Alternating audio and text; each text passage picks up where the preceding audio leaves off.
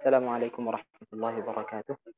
الحمد لله وكفى والصلاة والسلام على نبيه المجتبى وعلى آله وأصحابه ومن تبعه ومن والاه ولا حول ولا قوة إلا بالله وبعد. اللهم إنا نسألك علما نافعا ورزقا طيبا وعملا متقبلا. اللهم تقبل منا صيامنا وقيامنا وركوعنا وسجودنا وجميع أعمالنا. اللهم لا سهل إلا ما جعلته سهلا وأنت تجعل الحزن إذا شئت سهلا. اللهم إنك عفو تحب العفو فاعف عنا. اللهم إنا نسألك رضاك والجنة نعوذ بك من سخطك والنار.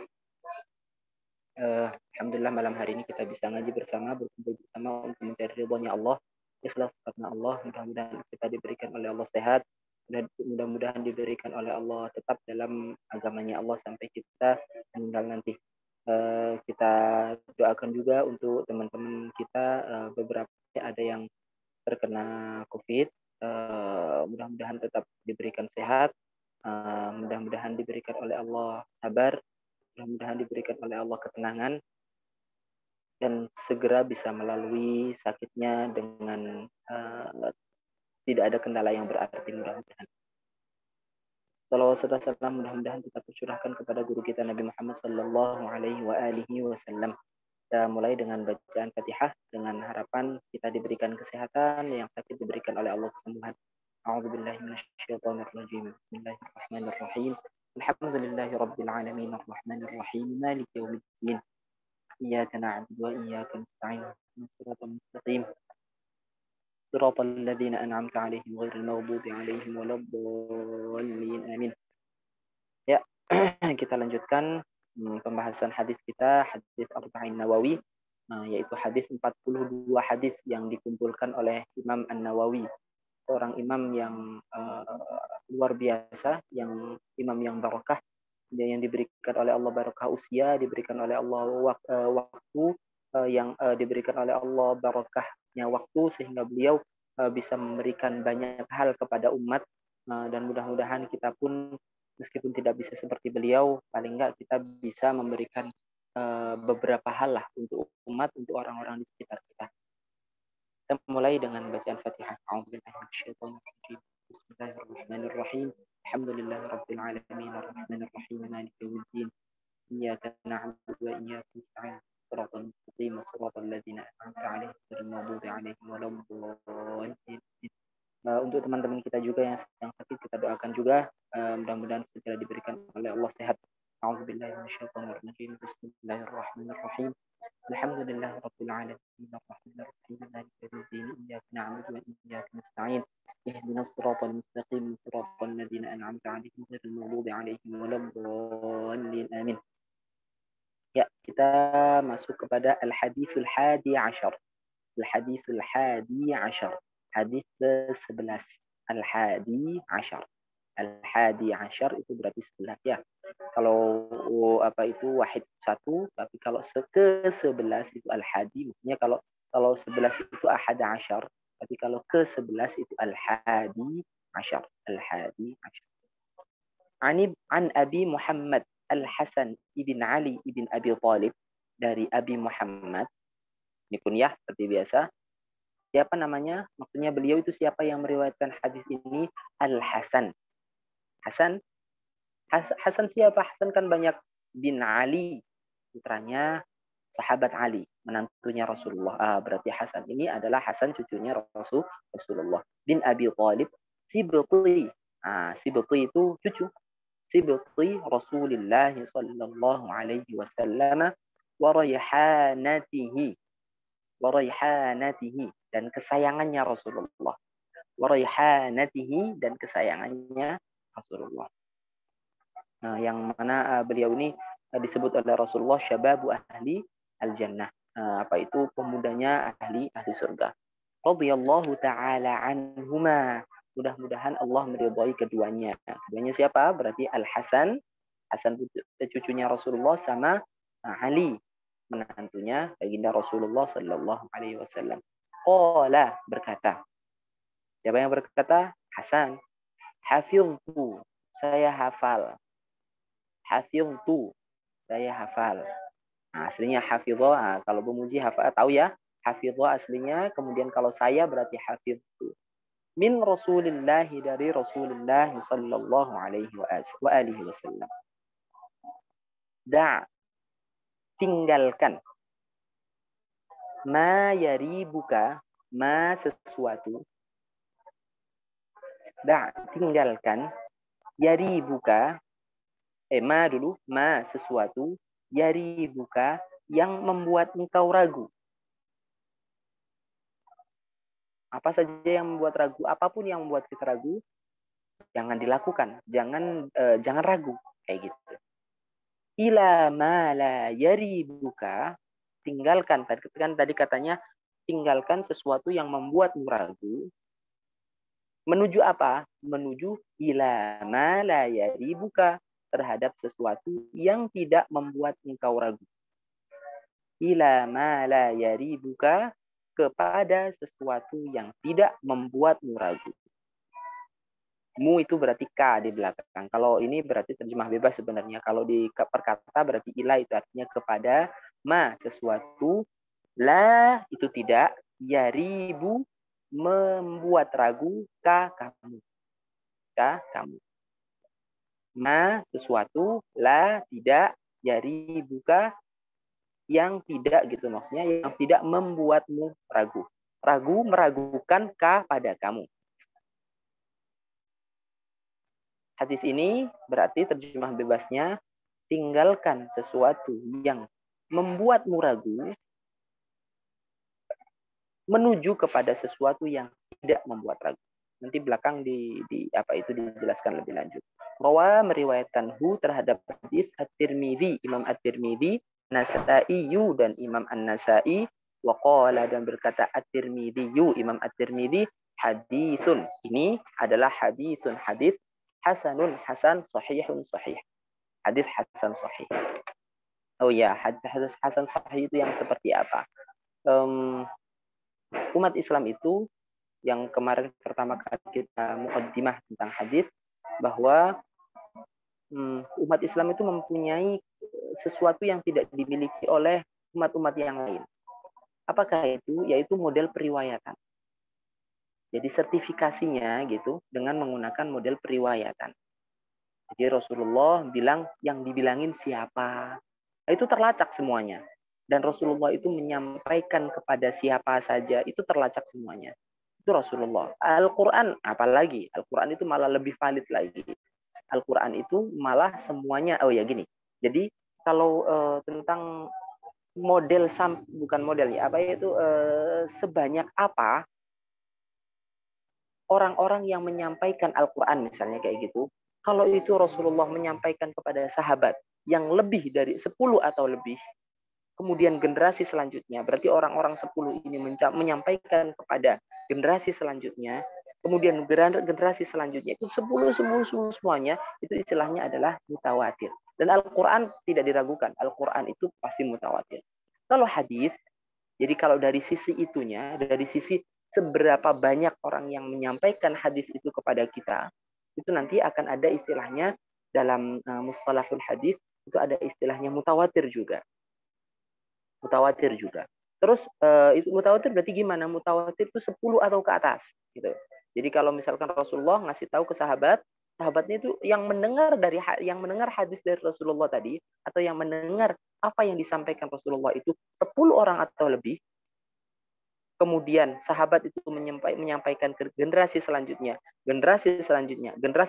sampai kodifikasi hadis tadi, sampai kodifikasi hadis, itu namanya adalah mutawatir. Itu. Kemudian kalau tidak sampai 10, itu istilahnya hadis ahad. Nanti ahad juga ada dipisah-pisah. Kalau misalkan 3, itu ada istilahnya masyhur dan seterusnya. Itu ada istilahnya. Yang penting yang perlu diketahui, ada istilahnya kalau dari segi banyaknya orang yang menyampaikan sampai ke generasi, ke suatu generasi gitu, kalau itu banyak sekali, kebanyak, itu istilahnya adalah mutawatir. Kalau tidak sampai 10, itu istilahnya adalah apa? Ahad. Hadis ahad. Itu dilihat dari sisi jumlah orangnya, berarti kuantitasnya. Nanti ada dilihat dari sudut pandang yang lain. Dari sudut pandang yang lain itu hadis ini diterima nggak? Gitu. Hadis ini diterima nggak? dilihat dari sisi, kalau yang banyak tadi, yang mutawatir tadi pasti diterima. Kalau yang itu ya, kalau yang mutawatir. Yang jadi masalah kalau tidak sampai mutawatir gitu. Itu diterima atau enggak? Nah, nanti ada istilahnya, ada pembagiannya lagi. Ada pembagiannya sahih, ada hadis sahih, ada hadis hasan. Nah, ini di sini kita lihat ada hadis hasan sahih. Kalau sahih itu gimana? Hadis sahih adalah hadis ini, ya ini sebagai informasi saja tentang yang tentang ilmu, tentang ini namanya dalam disiplin ilmu namanya mustalahul hadis. Apa itu? Kalau hadis sahih adalah hadis yang diriwayatkan secara mutasil sanadnya. Sanadnya itu mutasil. Jadi nggak ada yang terlompat. Ada yang terlompat nggak? Ada ceritanya yang terlompat nggak? Ada. Bisa jadi.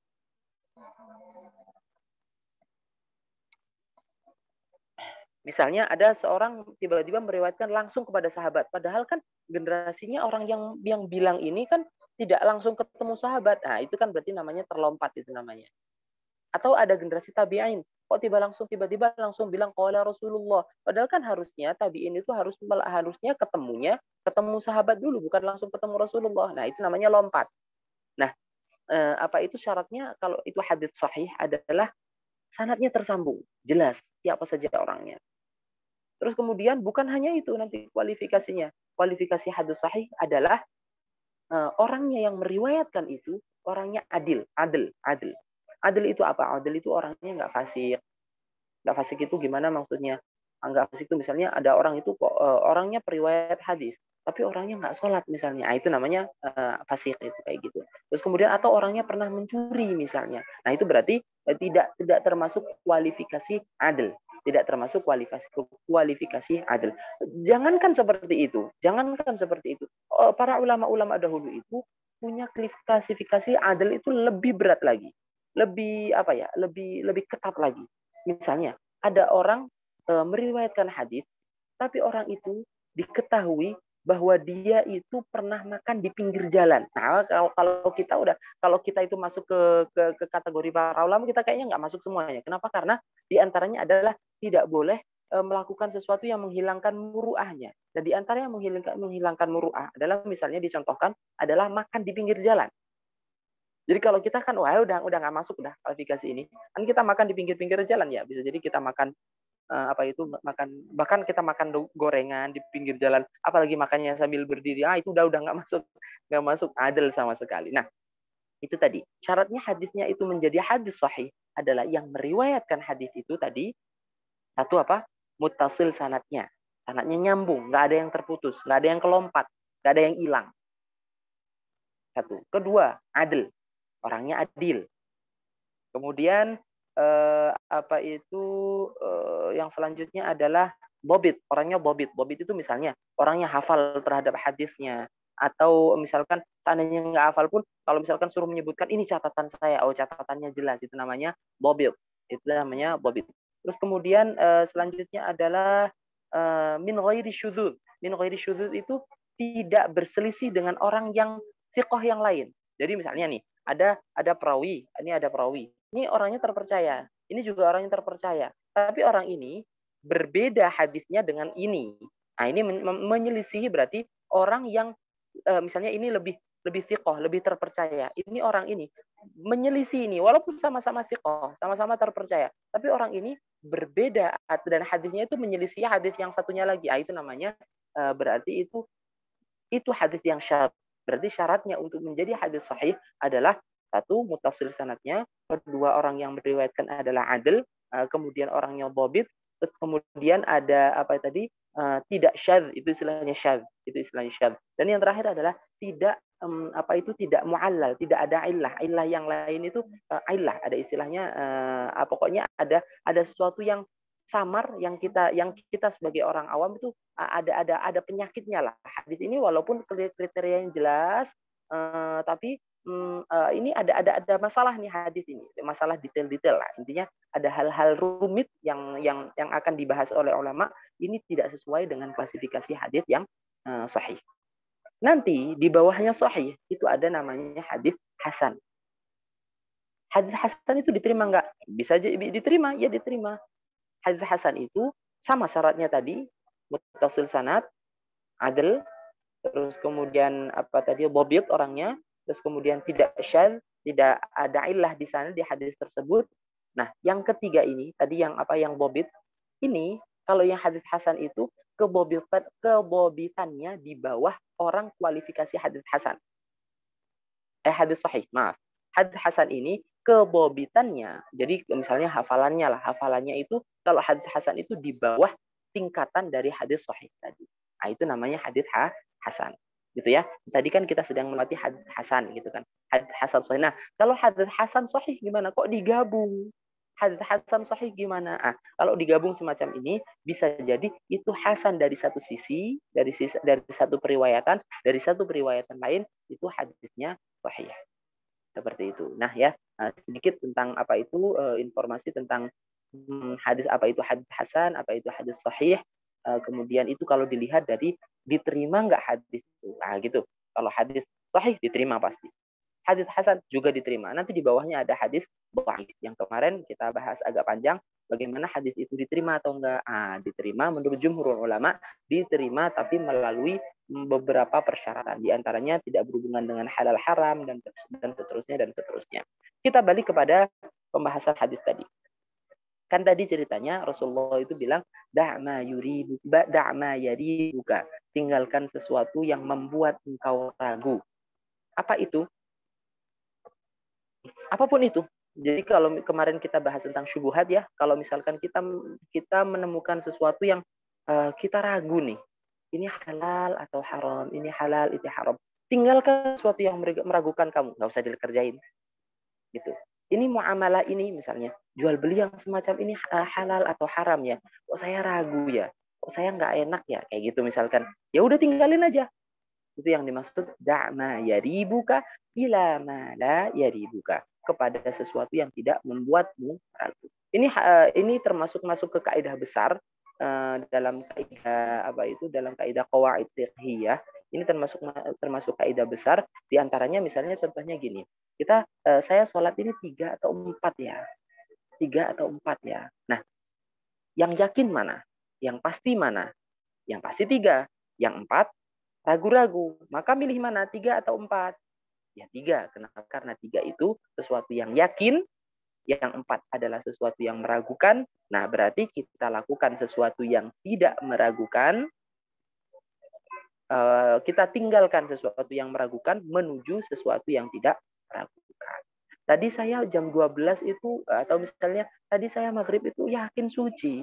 Tapi setelah itu, maksudnya suci itu dalam keadaan saya tidak batal. Tadi saya maghrib itu wudu. Tapi sekarang isya. Tadi batal nggak ya? Nah itu gimana itu? Nah kalau yang semacam itu, kita yakin tadi itu suci, terus kemudian ragu-ragu, tidak suci, berarti ambil yang sucinya. Begitu pula sebaliknya. Tadi saya itu batal, tapi kayaknya saya tadi wudu. Nah, berarti yang diambil yang mana? Yang pasti, yang yakin, yaitu berarti yang tidak wudu. Nah, seperti itu. Jadi kita tinggalkan sesuatu yang meragukan menuju sesuatu yang tidak meragukan. Itu. Da'ma yaribuka ila ma la yaribuka. Kita lanjutkan al-haditsus tsani asyar. Hadis ke-12. Biar agak banyakkan dikit ya. Informasi lagi bahwa insya Allah kita akan berakhir di tanggal 28 bulan ini. Itu berarti dapat berapa itu? Dapat 17 puasanya insya Allah. Karena memang ada kedatangan saudara-saudara dari Jakarta gitu. Jadi pada pulang kampung. Jadi kayaknya tidak memungkinkan untuk melakukan kajian semacam ini. Jadi insya Allah kita terakhir rencananya tanggal 20 Ramadan, tapi kayaknya tidak sampai, hanya sampai tanggal 17 Ramadan, kira-kira sekitar tanggal itu. Kita lanjutkan al-hadits tsani asyar, hadis ke-12. An Abi Hurairah, dari Abi Hurairah, qala berkata, Abi Hurairah tadi yang pertama yang bilang adalah Abi Hurairah, qala berkata. Siapa yang berkata? Rasulullah sallallahu alaihi wasallam.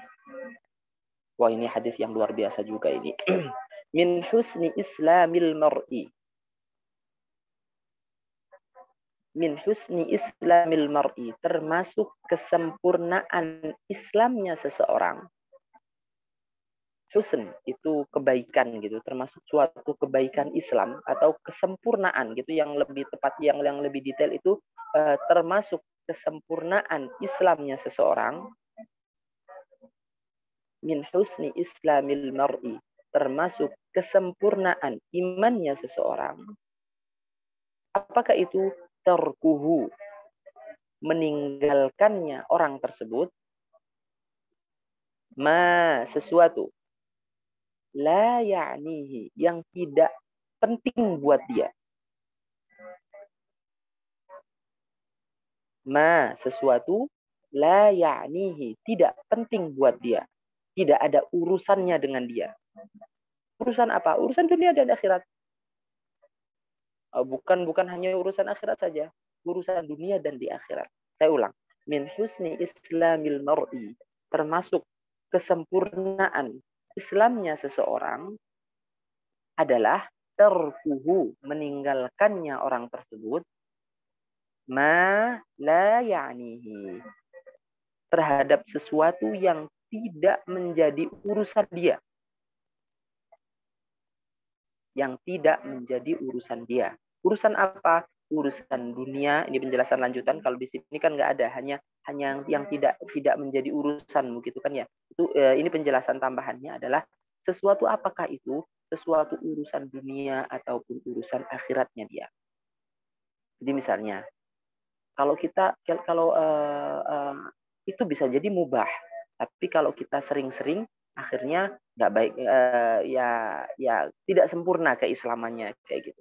Kalau misalkan itu ngomongin orang, itu jelas itu bukan min husni islamil mar'i lagi, sudah malah nggak boleh sama sekali. Kalau yang tadi kan ceritanya kesempurnaan Islamnya seseorang, nah itu berarti sebenarnya itu masih boleh sih.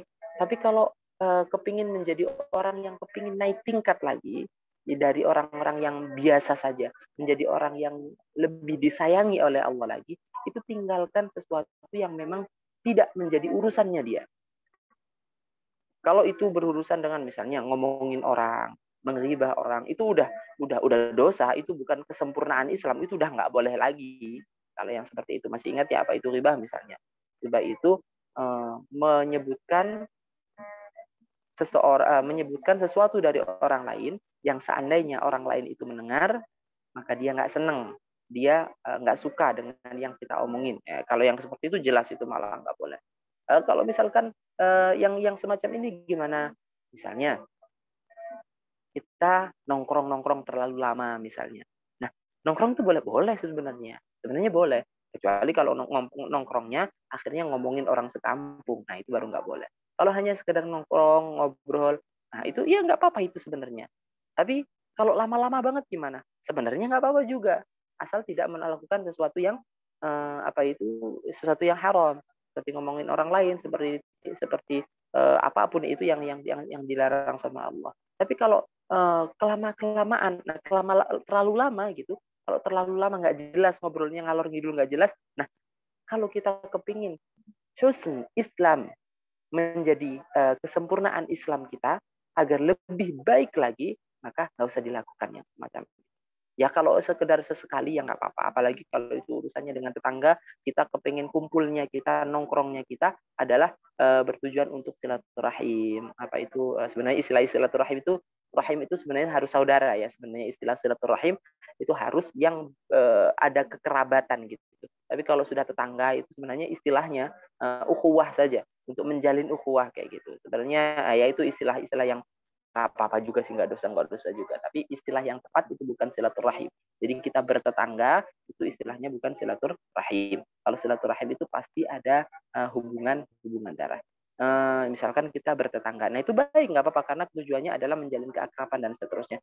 Tapi kalau tiap hari kongko misalnya, tiap hari ngobrol, nah itu ya nggak apa-apa juga selama itu tidak melakukan sesuatu yang haram. Tapi min husni islamil mar'i, termasuk kesempurnaan Islamnya seseorang, tarkuhu, dia itu meninggalkannya orang tersebut, mala ya'nihi, yang tidak ada urusan dengan dunia atau akhirat. Maksudnya urusan dengan dunia gimana? Oh berarti kalau ada urusannya dengan dunia nggak apa-apa. Iya nggak apa-apa. Misalnya itu urusannya kumpul-kumpul tapi urusannya adalah bekerja, misalnya kayak gitu. Urusannya adalah apa itu memang ada ada keperluan kita untuk kebaikan umat misalnya. Itu berarti ada keperluan akhirat kalau yang kayak gitu. Bukan hanya akhirat, dunia pun nggak ada masalah. Misalnya ada urusan kerja kan urusan dunia sebenarnya.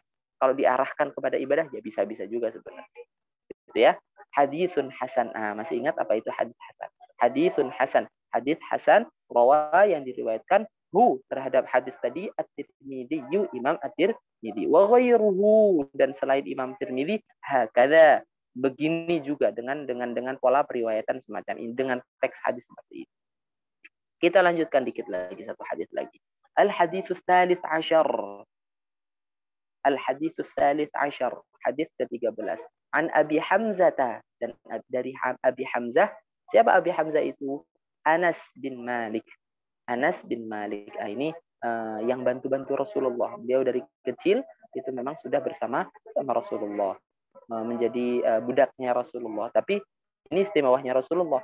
Sampai ketika udah gede ketemu sama bapaknya, mau pulang nggak sama ke bapaknya yang asli atau sama Rasulullah, dia memilih sama Rasulullah gitu, karena memang saking baiknya interaksi Rasulullah itu dengan Anas bin Malik. Qadimi, ya ternyata di sini di belakangnya ada penjelasannya. Qadimi Rasulullah, pelayannya Rasulullah sallallahu alaihi wasallam. Anin Nabi, dari Nabi Muhammad sallallahu alaihi wasallam. Qala, berkata, Muhammad yang berkata, la yu'minu ahadukum, tidak sempurna iman kalian. Itu aja lah. Tidak sempurna. Di sini kalau teksnya itu tidak sempurna, apa itu, tidak beriman kalian sekalian. Jadi bukan itu ya. Jadi terjemah yang tepat adalah tidak sempurna iman kalian. Bukan tidak beriman kalian.